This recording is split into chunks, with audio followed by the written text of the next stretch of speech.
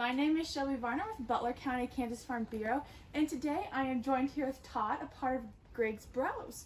So, what do you do here at Griggs? What's your operation? We're a conventional vegetable production operation. We raise fresh vegetables to sell to the local community and shipped around our region. So, what are some different things you grow here? We grow tomatoes, peppers, cucumbers, watermelon, cantaloupe, squash, onions, beets. And which one's your favorite to grow? I really like growing tomatoes. And what makes tomatoes so special to your heart? The plants are large and very lush green, and then you get this bright red fruit. It's a great contrast. It brings a smile to a lot of people's face. So tomatoes are your favorite to grow. Are they also your favorite to eat? Well, that's kind of a joke because I do not eat tomatoes. We grow thousands and thousands of pounds of tomatoes, and I do not eat tomatoes. Tomatoes are not your thing. No. So how'd you get this operation started? It actually started with my two sons wanted an opportunity to make some money in the summer, and I showed them how to grow tomatoes. I grew up kind of on a truck farm with my grandparents, and it just got out of control from there. So the Griggs Brothers, or Griggs Bros Farms, is actually named after my two sons, the Griggs Brothers. That's cool. So you've talked about, explain to me what exactly we're standing in right now. This is called protected culture. This is a high tunnel structure. It's a passively ventilated. That means I manually have to let down the sides to let the air in and out of it.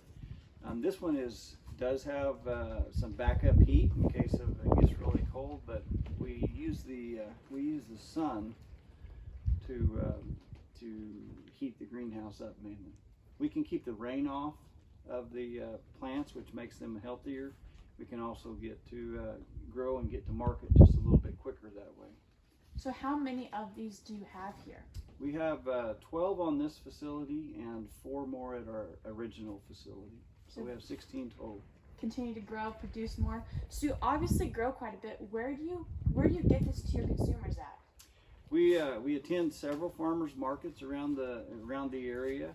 We also sell quite a bit of produce at our own farm store that is in Augusta, Kansas.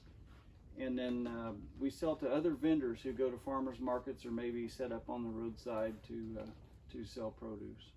So obviously for people in cattle, calving season is a big time, a busy season. What's a busy season for you?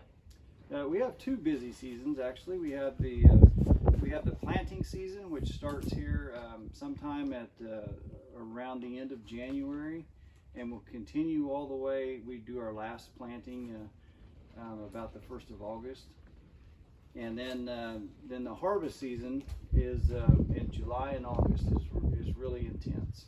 So we have actually a relatively short window of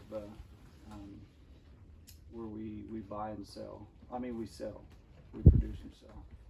So talk about how you go into stores, you have your own little farmers market in Augusta. What are you excited about in the agriculture industry from your perspective, your sector in agriculture? What am I excited about it? What advancements are being made for maybe tomato growing or high tunnels?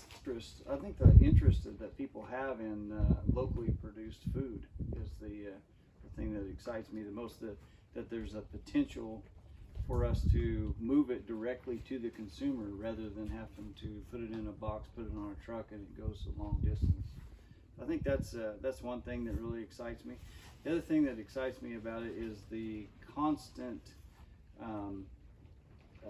research that's done on varieties and the ways to grow them that such as K-State does, and Missouri. They do a lot of research for us, and I think that's the 2 things that excite me about it.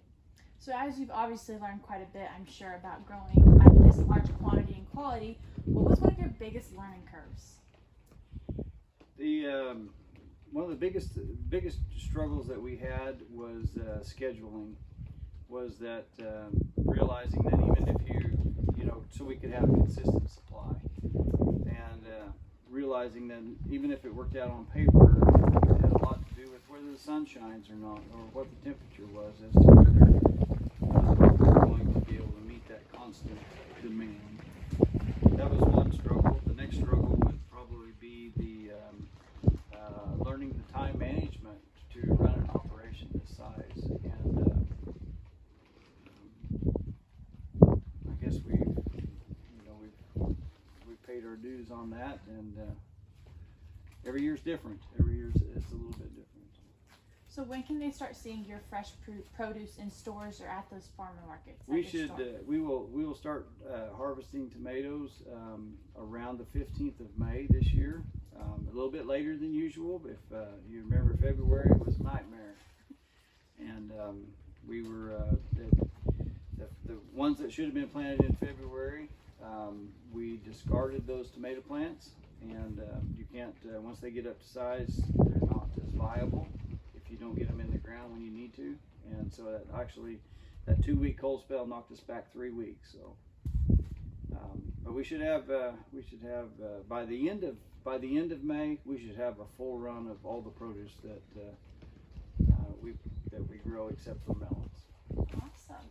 So at the end of May, come find Griggs Bros out in Augusta at a cool farmers market, and come help support your local people in agriculture and help grow the community.